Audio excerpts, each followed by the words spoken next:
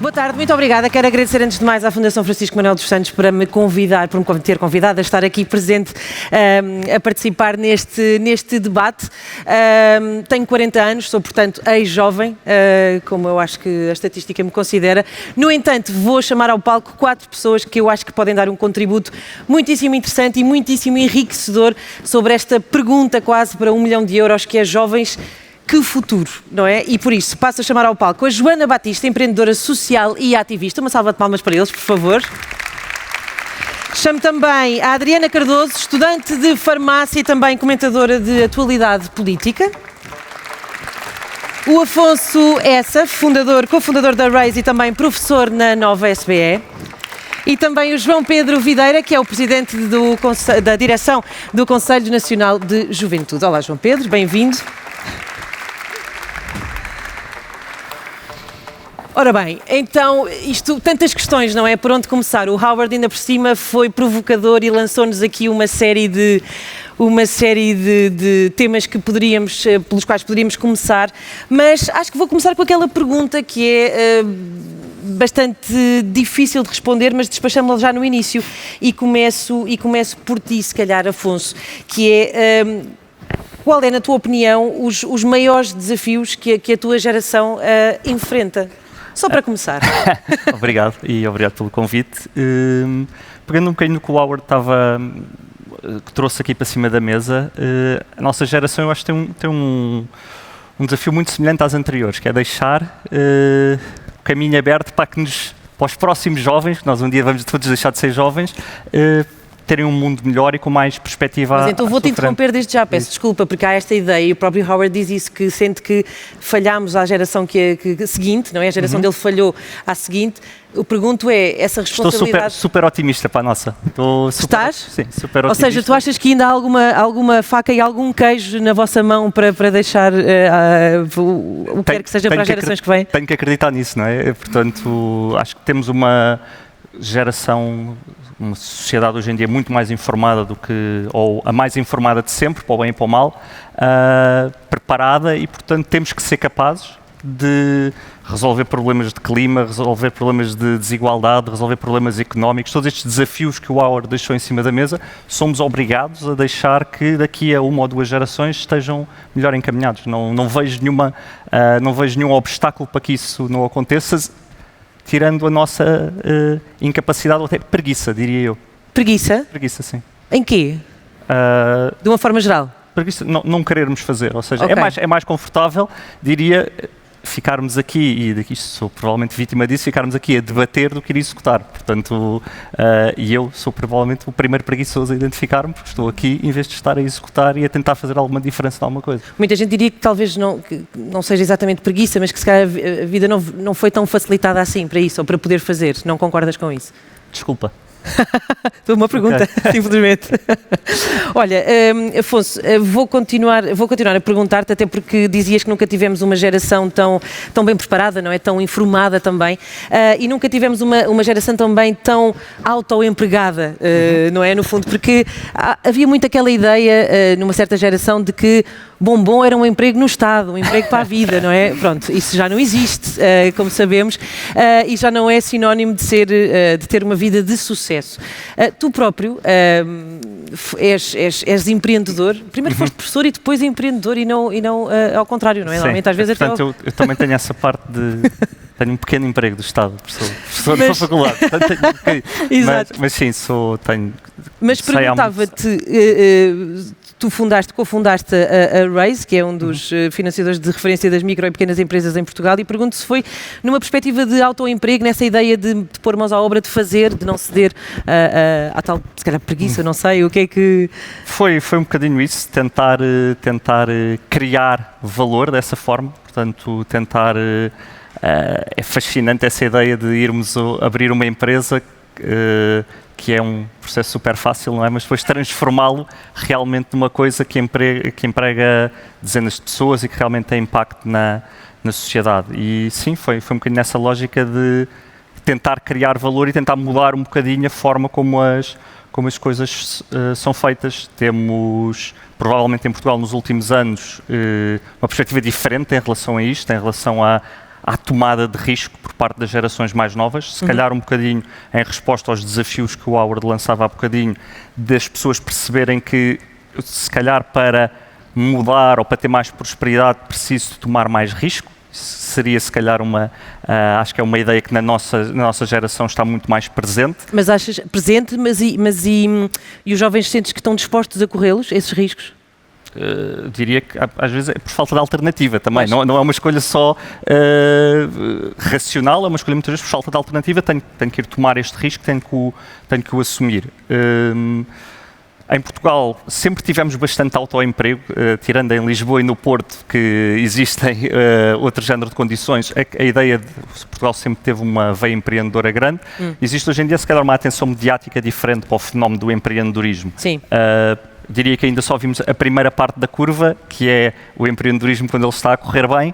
Quando o empreendedorismo corre mal, também há um preço a pagar. Diria que em Portugal ainda não tivemos que lidar com isso em grande escala. Espero que não tenhamos que lidar, mas a lidar, que saibamos perceber que isso faz parte da tomada de risco. Nem toda a gente consegue o melhor resultado e que alguns vão ter que se reinventar. João Pedro, vou passar-te a palavra e começo por te fazer a primeira pergunta, que é esta também, esta ideia enfim, de quais são os grandes desafios que se colocam e qual é a tua opinião sobre isto? Se concordas com o Afonso ou se tens uma visão um bocadinho diferente? Tenho uma visão um bocadinho diferente. Vamos a isso, gostamos de... Muito boa tarde a todas e a todos, é um gosto enorme estar aqui. Queria agradecer o convite à Fundação Francisco Manuel dos Santos, ao Dr. Jaime, também por se terem lembrado do Conselho Nacional de Juventude. Já teve outras colaborações também com a Fundação e é sempre um gosto estar aqui a debater um bocadinho sobre esta temática.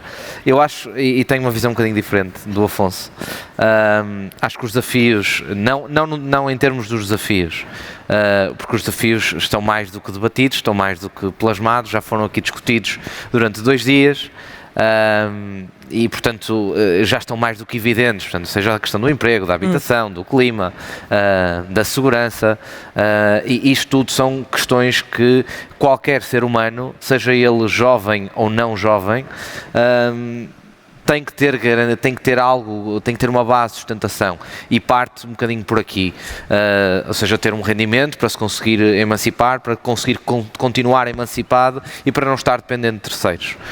E aqui, em questões de autonomia, os jovens têm esta ânsia cada vez maior de saírem de casa dos pais, contudo, isto é cada vez mais tarde que isto acontece. Aliás, em média em Portugal os jovens saem de casa aos 29 anos, isto em média, portanto significa que há jovens que saem mais cedo, mas há muitos outros que também saem mais tarde, e não saem mais tarde ou mais cedo por opção.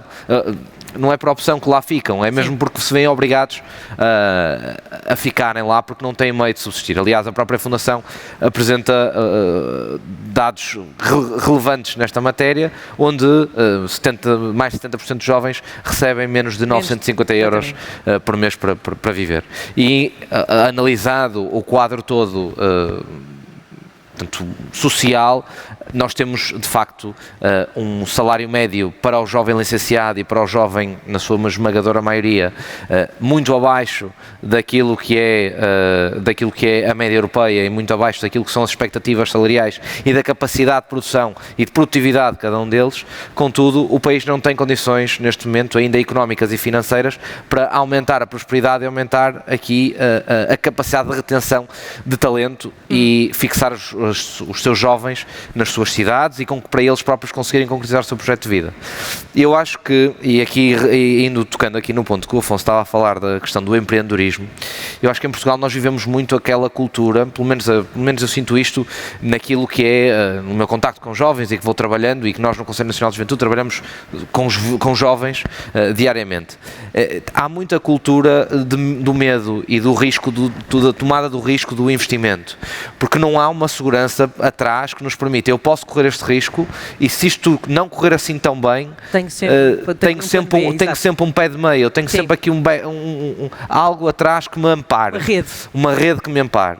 E eu acho que é preciso, em termos políticos, nós conseguirmos transformar isto. E Portugal tem agora oportunidades para a frente, não só com o PRR, também com o quadro 2030, e podia ser muito interessante construir novas formas de garantia ou de segurança, não digo financeira, mas segurança também emocional, porque depois também entra aqui a parte, e como o Howard há bocado estava a dizer, entra aqui a parte da emoção e da saúde mental e de as pessoas estarem dispostas a correr o risco e o desgaste físico e mental que isso provoca também nas pessoas, porque estamos sempre, digamos, nos últimos 20 anos estivemos sempre confinados à crise, seja a crise climática, foi a crise migratória, foi a crise financeira de 2008, depois foi uma crise terrorista, aliás, esta até foi a primeira de todos, depois veio novamente a crise climática outra vez, e portanto é crise em atrás de crise, somos os recordistas das crises, se calhar sucessivas. Não quero estar aqui a capitalizar para a nossa geração este badge que é até bastante negativo, mas somos recordistas nesse aspecto. Nos últimos 20 anos nunca se viveu tanta crise, portanto nós já estamos automaticamente em desvantagem face a outras gerações que tinham um Portugal mais próspero e um mundo mais próspero e até uma União Europeia mais próspera. E nesta fase nós temos a União Europeia se calhar em condições de prosperar, mas Portugal sem ritmo para poder acompanhar. E é isso que era importante, nós não desaproveitarmos, em certa medida, as oportunidades que se estão a abrir aos dias de hoje e que vem agora, tanto do infortúnio da pandemia e que se abre agora outras portas para nós podermos pôr a economia a mexer e dar oportunidades às novas gerações e pôr dinheiro no bolso das pessoas para elas fazerem o que entenderem, concretizar os seus próprios projetos de vida. Não só em termos de académicos, profissionais, mas também em termos de projeto de vida pessoal, familiar, ter uma casa, um filho ou uma filha, seja o que for, ou então fazer outra coisa qualquer e passar 2 anos da sua vida a viajar e fazer o que quiser. Acho que cada um tem direito, e em Portugal é preciso nós termos esta consciência, devemos ter direito a concretizar o nosso projeto de vida e que partimos dessa base quando nascemos, mas por outro lado também partimos de uma base em que quando nascemos já estamos a dever ao banco ou ao Estado. Olha, vou aproveitar essa deixa para perguntar à Adriana. Olá, Adriana.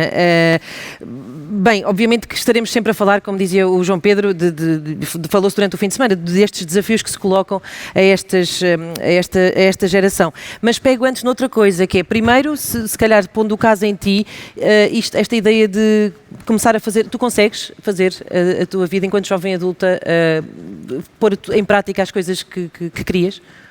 Ou sentes que as coisas são dificultadas de alguma forma em algum momento? Bom, eu acho que falar dos problemas é precisamente o mais importante que nós estamos aqui a fazer. Queria cumprimentar primeiro toda a gente e as pessoas do painel. Eu acho que uma geração como a minha, que vive com salários baixíssimos, com uma estagnação económica que os afeta desproporcionalmente, com problemas de acesso à habitação que faz com que 70% dos jovens com menos de 24 anos vivam em condição de pobreza precisamente por falta de habitação.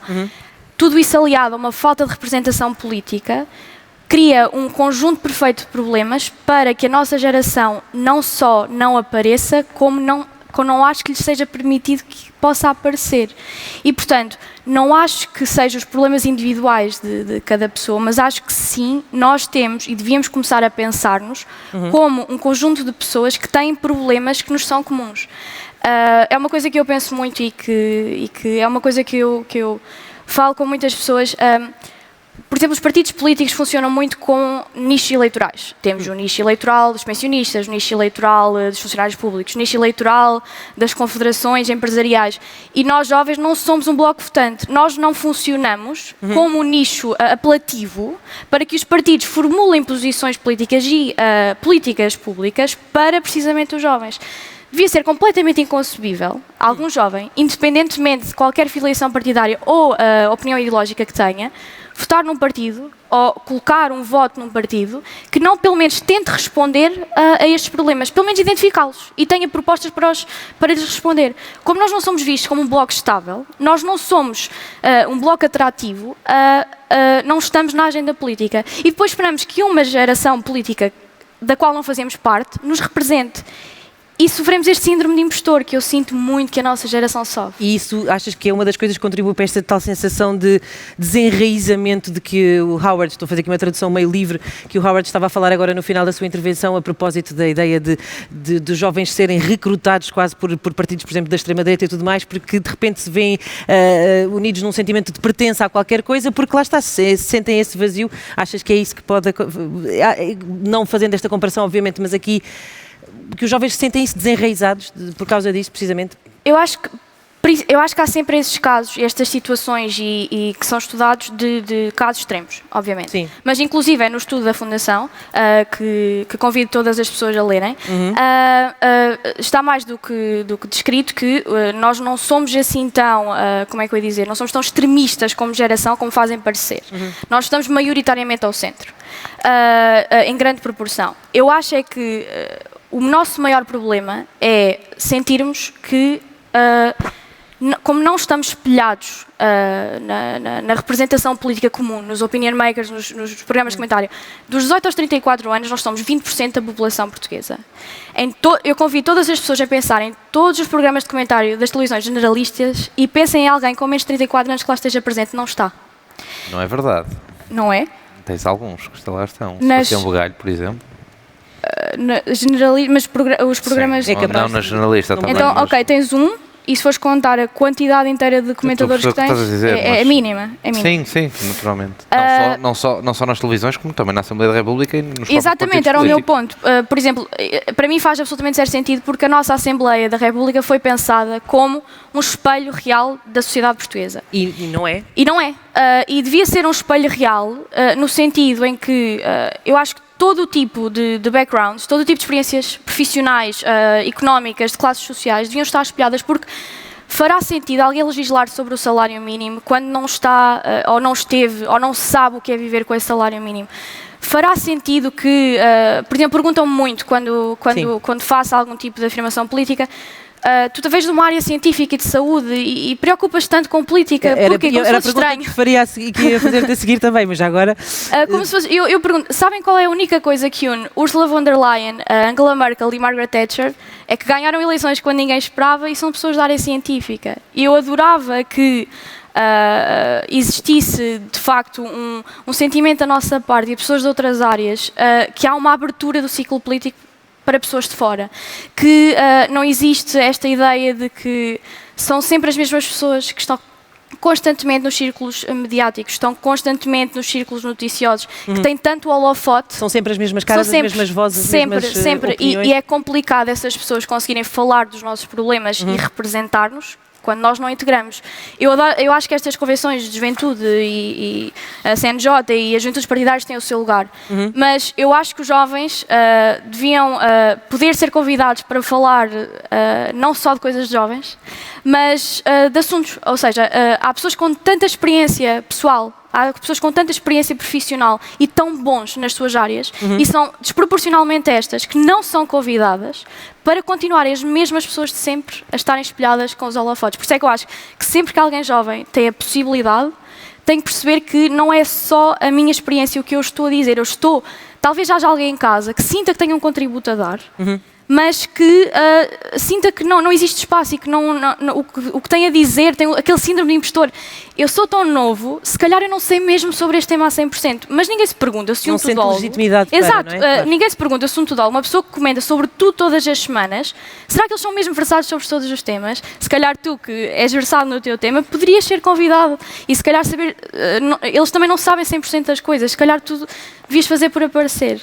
Eu acho que a falta de representação política aliado aos outros problemas é muito importante. Temos aqui uma questão que entretanto chegou, que já te vou colocar, Adriana, mas antes quero dar aqui a palavra à Joana Batista. Olá. Olá. Que pode dar aqui uma perspectiva muito interessante porque tu não vives em Portugal. Mas antes de mais vou convidar-te a falares da She-Dot, a empresa da qual és fundadora, que é uma empresa que trabalha para reverter o preconceito social e preencher a lacuna socioeconómica para mulheres jovens.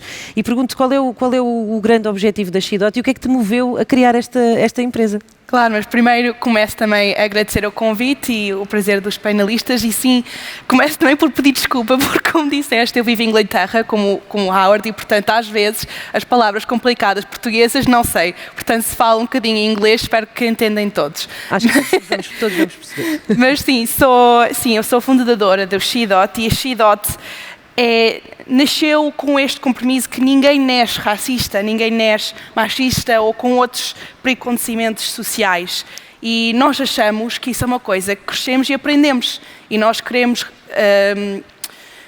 dar o oposto, fazer o oposto, ensinar aos jovens que não é assim que devíamos ser e que devíamos aceitar e que devíamos aprender um mundo onde todos somos aceitos. E, portanto, a She.Dot foi fundada para combater a discriminação antes que ela seja ensinada, basicamente. E, portanto, temos uma série de livros infantis em que damos um toque moderno a um conto de fados clássicos. Por exemplo, a Rapunzel, mas a que vai lá subir é uma menina e vai lá a Rapunzel, que é um homem lá em cima da toca, o cabelo comprido. Ou a Princess and the Frog, mas com o sapo também é uma princesa. E as contos assim. A ideia é que, ao virem a ler estas histórias, as crianças vejam os percursos e as histórias alternativas para que, além do modelo clássico do pai, da mãe, do filho, da filha, que são brancos, que são fininhos, são magos, ganham muito dinheiro, vivem numa casa linda, que também há outras maneiras de viver e outros tipos de família e outros tipos de vida. Então criei a She.Dot com alguns colegas da escola, inicialmente, porque todos tínhamos uma experiência de discriminação e queríamos mudar a história, não queríamos estar aqui sentados a debater, isto está mal, isto está mal, isto está mal, e fazer ação, fazer alguma coisa para combater a discriminação que todos sentimos e que todos vivemos no dia a dia, para fazer alguma coisa, para contrariar.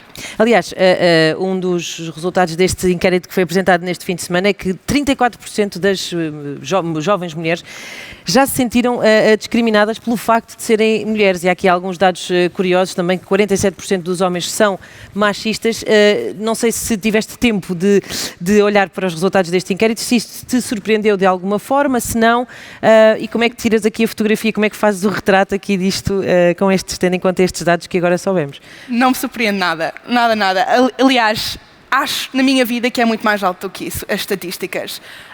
Não sei nenhuma menina na minha vida, nenhuma senhora na minha vida que não sente que foi discriminada em algum ponto na vida. Se é nos desportos, todas as vezes que eu jogo um desporto, eu jogo hóquei no gelo, e há muitos meninos, e os meninos acham muita graça, dá muita piada, que eles acham que é muito engraçado. Ou na escola, eu fui uma escola só de meninas, mas depois, quando fui à universidade, eu estudo economia e também só há 15% da nossa classe são meninas. E todos os dias nós sentimos a discriminação, mesmo que estas em inglês chamamos de microaggressions, as tais mais pequenas.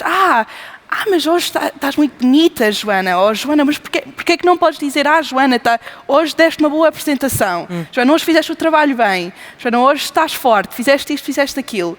E, portanto, não me surpreende nada com essa estatística e acho sinceramente que muitas vezes nós não conhecemos que estamos a sofrer discriminação e é muito mais subtle. E nem nos apercebemos que estamos a ser sujeitos a isso. E os homens também, eles acham que é uma piada, não faz mal, mas faz. Tu vives em Inglaterra porque emigraste ou já nasceste lá? Como é que foi? Conta-nos lá. Eu nasci lá, mas os meus pais são portugueses, a minha avó e a minha tia estão na audiência a ver. E eles foram lá estudar para fazer um mestrado e depois eu nasci lá e sempre vivi lá. Imaginavas-te a vir para Portugal, trabalhar? Não, mas é Porquê? várias coisas. Em parte isto, os salários não são assim muito mais altos, mas são mais altos. E temos lá a qualidade de vida, qualidade de educação. Então vou-te já interromper.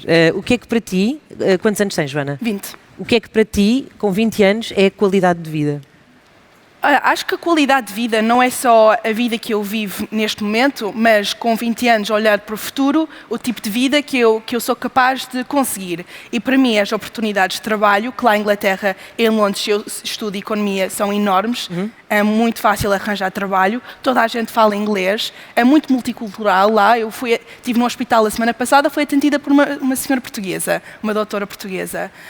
Também é sentir uma comunidade que é otimista, mas que também não só é otimista, como estava a dizer o Afonso, mas também que faz algo, que dispõe-se a criar, que tem motivação para criar e fazer uma diferença. E acho que lá, onde eu vivo, em Oxford, em Londres e no Reino Unido inteiro, há muito movimento social de jovens e de outros para combater e fazer uma diferença quando eles acham que há um problema que eles não conseguem sentar e dizer, pronto, vamos debater sobre estes problemas, não vamos fazer nada. E lá acho que há muito este sentido de pegar nos problemas e fazer alguma coisa sobre eles. A ideia de vir para cá, por muito que gostasses, não é, aqui tirando o lado romântico disto de parte, ou o lado sentimental, não é muito atrativa, é isso? É atrativo quando quer sentar numa praia, no verão, e ler um livro. Agora, para vir cá trabalhar, acho que a vida cá é muito romântica, toda a gente quer vir cá, mas depois vir cá a realidade é que é muito difícil trabalhar. Há uns que têm muita sorte e ganham bem, que vivem uma bela vida, mas para a maioria dos portugueses isso não é a realidade. E, portanto, acho que para mim vir cá ainda não está na mesa. Mas não quer dizer que não queria vir cá, claro. Só que não está cá as oportunidades já postas na mesa numa maneira que faz sentido. Claro. Há aqui algumas questões que vão chegando e, tendo em conta o tempo que temos, acho que é melhor começar a dispará-las. E sintam-se à vontade, eu não vou propriamente dirigir a pergunta, à exceção desta que diz aqui para o João, e, portanto, acho que a pessoa levaria a mal se eu fizesse, por exemplo, a Adriana ou outra pessoa qualquer. Mas sintam-se à vontade também para responder se quiserem. E tem muito a ver também com isto, que é esta ideia da representação que a Adriana estava a falar. E então aqui vai para o João, lá está, de que forma é que vocês, enquanto jovens que têm acesso a decisores políticos, garantem que a representatividade dos jovens nos processos de decisão e design de políticas? Portanto, garantem a representatividade. Penso que seja essa a pergunta. Muito bem. Antes de mais, agradeço a pergunta. Não sei quem a colocou, mas agradeço essa pergunta, porque muitas vezes fazem-na e é importante nós também depois esclarecermos isto. O CNJ é o parceiro, é uma organização que está constituída por lei, a Lei 01/2006, ao contrário de outros países que têm um Conselho Nacional de Juventude, que é uma organização não governamental. Em Portugal está definido na lei, que foi aprovada por unanimidade na altura, em 2006, pelos partidos que constituíam a Assembleia da República, portanto formalmente criaram o Conselho Nacional de Juventude e deram os poderes às organizações que dele fazem parte, juventudes partidárias, escuteiros, organizações sindicais, federações, associações de estudantes e por aí fora, e um conjunto de outras organizações, o poder deles também se autorregular e deles se organizar. E, portanto, o CNJ, tal como existe um Conselho Nacional de Educação, é o parceiro prioritário do Governo e também obrigatório por lei, tudo o que sejam políticas que impactem e que tenham um efeito direto na juventude, o CNJ deve ser auscultado, deve ter uma palavra a dizer sobre isso.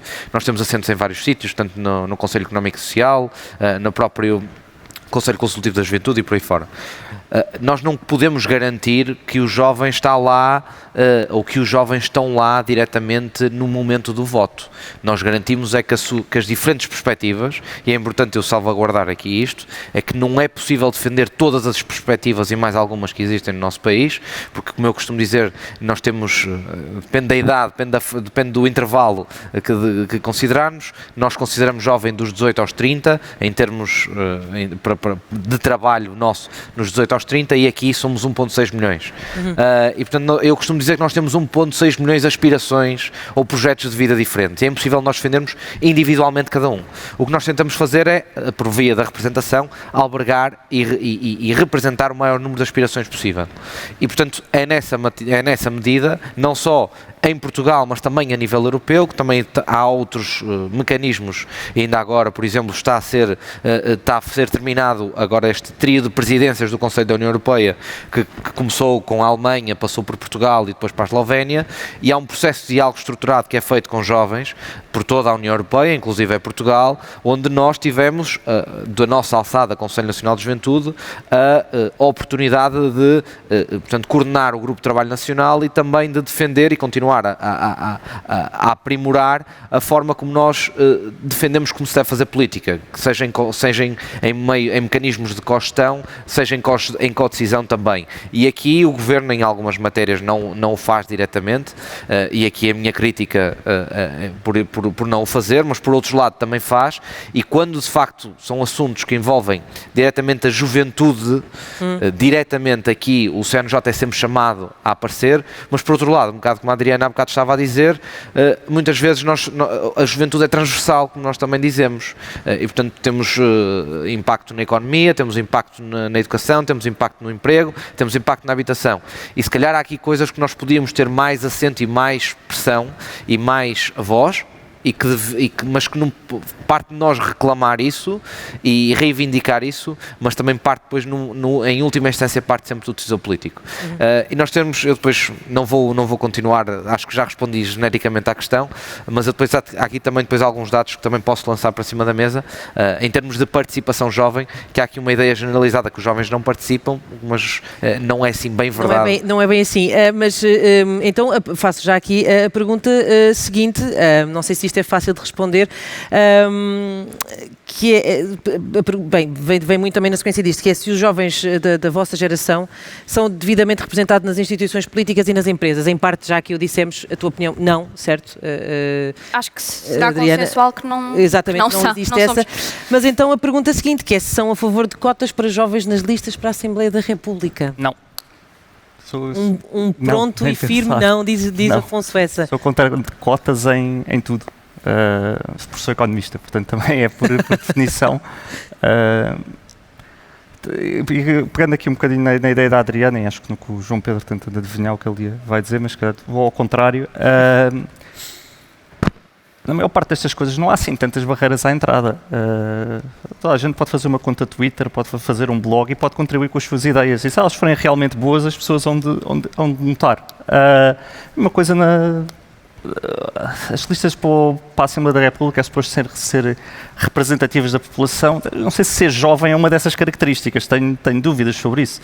Nas empresas, se os jovens são pouco representados, as decisões representadas em quê? Nas decisões de gestão? As decisões de gestão se calhar já envolvem algum género de maturidade, que se calhar ter lá um jovem, porque para ter o jovem, para ter lá o vaso do jovem, tenho dúvidas se as cotas vão, para os jovens, vão resolver alguma coisa. E, portanto, na parte da participação política, acho que a nossa geração, se calhar não é tão ouvida, mas participa.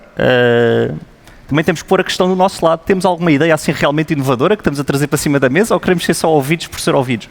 Eu acho que aí também temos que ser um bocadinho humildes e não é preciso jovens que devemos ter o direito a ter grande audiência. Concordas ou não com a ideia de que os jovens são aliados da política ou dos processos? Não achas? Não acho. Okay. Acho que se calhar o foco mediático não cai em cima deles, como a Adriana estava a falar há pouco. Não há tantos comentadores, não dão assim tanta atenção.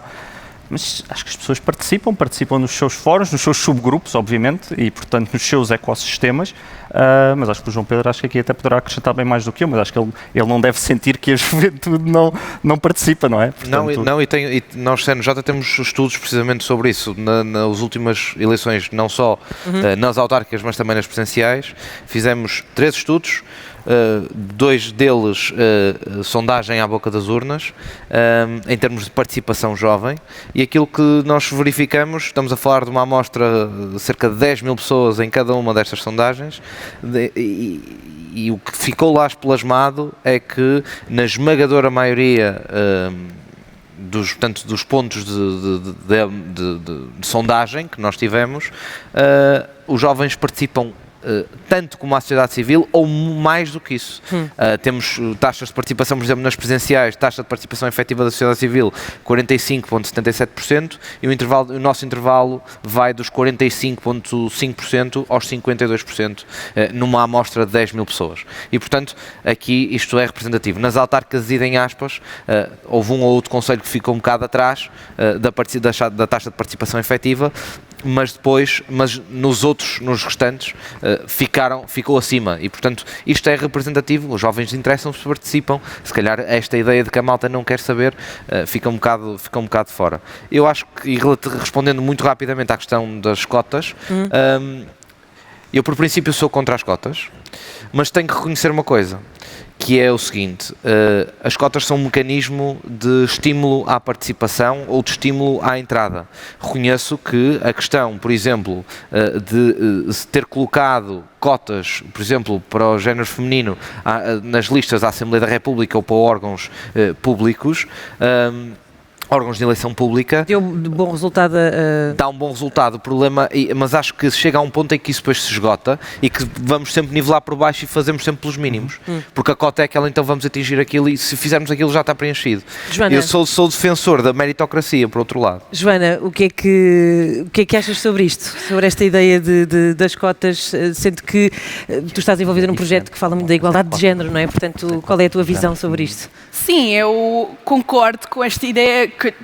Concordo com a ideia que discordo com a ideia das cotas. Agora, acho que eles têm algum valor e que não são inúteis. E também discordo um bocadinho desta ideia que os jovens não têm nada para contribuir. Acho que os jovens têm... Eles, como disseste, que eles é que vivem a vida todos os dias e sabem dos problemas que os jovens têm, sabem do que sofrem todos os dias, sabem como é que é viver com um salário mínimo e viver sem ter uma casa própria, ter que viver com os pais, ter que estudar e não há sentido de que a vida vai se melhorar.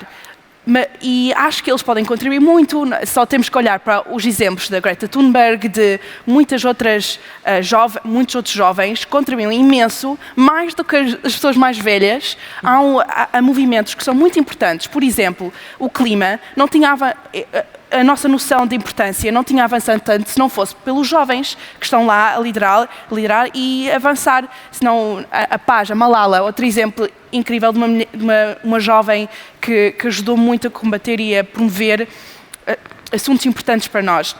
E nós também, nas empresas, acho que também, se calhar nós não temos os anos de experiência, mas podemos contribuir muito para a gestão e para as empresas com ideias e trazemos um diferente conhecimento da vida e uma experiência diferente e podemos contribuir muito, eu acho, na minha opinião. Se calhar eu é que acho que eu sou incrível e que posso contribuir muito. Mas acho que é verdade que os jovens podem contribuir. Agora, em termos de cotas em geral, acho que tem não só o benefício que já foi dito, mas também que temos que começar por algum lado. E acho verdade que as cotas não são uma solução perfeita. Aliás, não são uma solução que devemos implementar em todo lado. E final, e pronto, e já está. Mas podem ter valor em começando a rebolar esta bola por baixo da montanha. Não sei se esta expressão funciona, mas este sentido que é um começo. E precisamos de algum lado para começar, para incentivar as mulheres, para incentivar... qualquer outro tipo de grupo que não está representado, para começar, as pessoas que têm o poder e que votem, escolhem os que vão lá representar, para começar a pensar estou a escolher este candidato porque é o melhor ou porque é o que eu já conheço.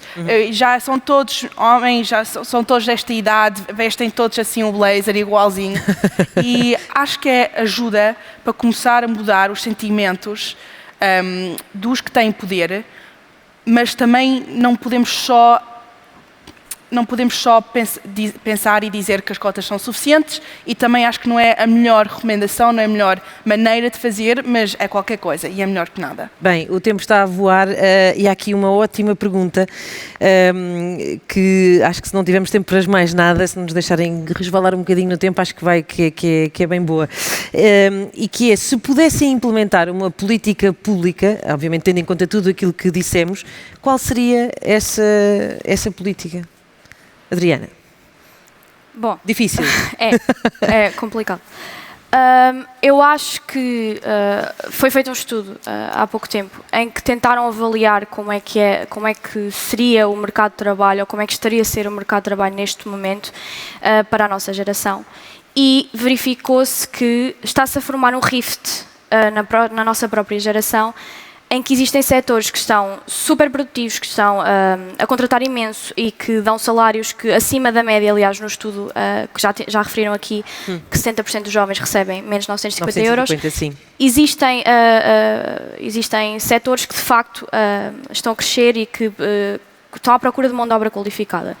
E depois existem setores, nomeadamente setores como a hotelaria, em que vemos, é completamente desproporcional o nível de precários, o número desproporcional de estágios que não culminam num contrato de trabalho. E nós temos, certo, sabrás falar disso muito bem, temos um conjunto de políticas públicas de inclusão no emprego, inclusive com o Instituto de Emprego, que deviam diferenciar. Deviam procurar em fomentar o emprego e voltar a recuperar esta necessidade de irmos à procura desses setores produtivos e de colocar o ímpeto nesses setores de cada vez mais terem pessoas a entrar. Porque queremos que sejam os setores mais dinâmicos e, de facto, os setores que dão trabalho mais bem pago e mais seguro para a nossa geração. Tudo o resto, queria só acrescentar algo anteriormente ao que o Afonso que estava a dizer. Eu também concordo que as pessoas devem ser proativas. Eu, por acaso, eu reparei que existia uma falha durante a pandemia de comunicação de ciência para todas as pessoas conseguirem perceber. Mas, de resto, o exemplo daquilo que o Afonso falava, há Twitter, se há pessoa que usa bastante Twitter, é que a nossa Adriana, por isso.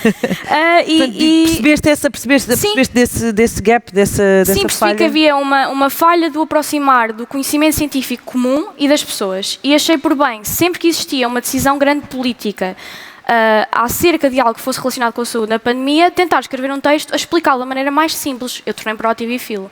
Mas vou olhar para um programa de comentário acerca de vacinação, não vejo ninguém da minha área lá representado. Vejo um conjunto de pessoas que não são da área, nunca estiveram na área e que, nem vou falar da parte de não serem jovens, porque nem era o ponto principal nessa situação. Mas sei que as pessoas que desproporcionalmente ficaram fora desse painel são jovens qualificados. Eu sou da área de ciências farmacêuticas, que muito teria a dizer nesta altura da pandemia. Eu vi mais vezes serem formados painéis de debate que nem sequer são semanais, mas para comentar um dado tema com uma pessoa que já tem um espaço de comentário semanal do que foi uma pessoa da minha área, que foi uma vez durante a pandemia inteira. Portanto, dizerem-me que não há um problema de representação, há um problema de representação. E também não podem dizer que existe uma falta dos jovens não quererem ter acesso. Eu quero ter acesso, mas será que consigo? Ou seja, existe uma iniciativa que eu convido todas as pessoas a irem ver, do João Marecos, em que foi, ou é ou não é, aliás, não foi ou é ou não é, foi o programa da Fátima Campos. Diz o nome outra vez, talvez algumas pessoas não tenham apanhado. O João Marecos. Foi um programa da Fátima Campos em que lhe perguntaram, a Fátima Campos perguntou diretamente, eu quero esses jovens, onde é que eles estão? Eu quero convidá-los. E ele, eu percebo que seja complicado, então eu vou criar uma lista. E criou uma lista com 100 pessoas extremamente qualificadas e experientes nas diferentes áreas para serem convidadas para painéis, para programas de comentário, para falarem daquilo que eles sabem falar. A lista das 100 pessoas que deviam estar a convidar para ir à televisão. De diferentes áreas, políticas, científicas, economia, de direito, de área social, todo o tipo de áreas que possam imaginar. Essas pessoas são convidadas? Não são.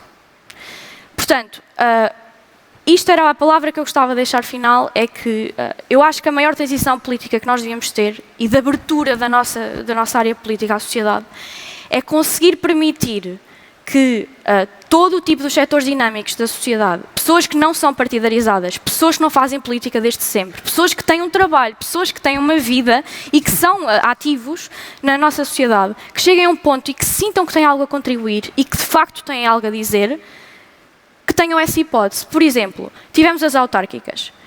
Nós vemos desproporcionalmente nos executivos das Assembleias de Freguesia pessoas que são da zona, que estão estabelecidas na zona, que são nomeadamente mais velhas, que sempre fizeram parte dessa Assembleia de Freguesia, e os jovens mais qualificados dessa freguesia vêm para Lisboa e para o Porto trabalhar. Essas pessoas que saíram podiam a algum ponto da sua vida sentir que podiam integrar essa Assembleia de Freguesia, que podiam dizer algo a essa freguesia, que podiam, de facto, de uma maneira mais comunitária, ajudar e sentir-se representados politicamente e representar outros politicamente. Mas como não tiveram esta formação, este tipo de envolvimento partidário desde o início, sentem-se, não sentem que conseguem ter acesso. E como também não há uma abertura da política partidária, não há uma abertura da política comum, do dia-a-dia, para estas pessoas, as pessoas não participam. E torna-se um ciclo vicioso do eu conheço esta pessoa, vou ligar, esta pessoa conhece outra pessoa que vai ligar, e são sempre as mesmas pessoas que estão. Portanto, eu gostava mesmo muito que nós, como consumidores, pelo menos, fôssemos um bocado mais, que pensássemos mais naquilo que nós consumimos. Há muito trabalho a ser feito nas redes sociais, há muito trabalho a ser feito no YouTube, há muitos podcasts muito bons, de pessoas muito boas da nossa geração, e que vale a pena consumir esses conteúdos, porque não podemos estar à espera que as outras pessoas de facto nos façam entrar. Nós temos é que começar a consumir e a ser inteligentes em como consumimos. Ia perguntar se o podcast do Afonso é um deles, ou 30 por uma linha, é? Ele sabe, eu sou uma pessoa que consome muito o podcast do Afonso. Já agora, para as pessoas ficarem a conhecer, Afonso, é contigo, com o José Maria Pimentel? E com o José Maria Pimentel, chama-se 30 por uma linha. 30 por uma linha, muito bem. Vamos ceder o tempo, vou assumir isso desde já, ainda faltem cerca de 2 minutos, mas para que também vocês respondam a esta pergunta, que é, se pudessem implementar uma política pública, qual é que seria? Eu posso responder. Tão simples e tão difícil Vou ser super rápido e provocador ao mesmo tempo, que é... não há nenhuma política pública mágica, não é? Que vá resolver nada, e acho que Exato, tipo um toque. Se calhar Portugal é um bom exemplo de políticas públicas a mais, não é? E aqui o meu bias vai saltar um bocadinho à vista.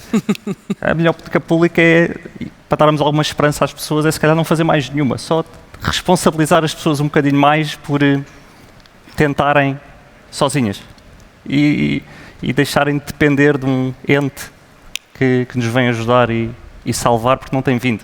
E seria um bocadinho mais essa do que pensar em mais uma política pública, se calhar pôr um bocadinho nas mãos das pessoas porque depois, se formos para as políticas públicas, onde é que já temos tantas na educação, se calhar devíamos ter mais, temos tantas na saúde, mas se calhar devíamos ter mais, e não chega o cobertor para todas. Achas que um peso menor do Estado, no caso, Sim, seria... mas isso é um bias muito próprio. Okay. E não é de certeza este o fórum para isso.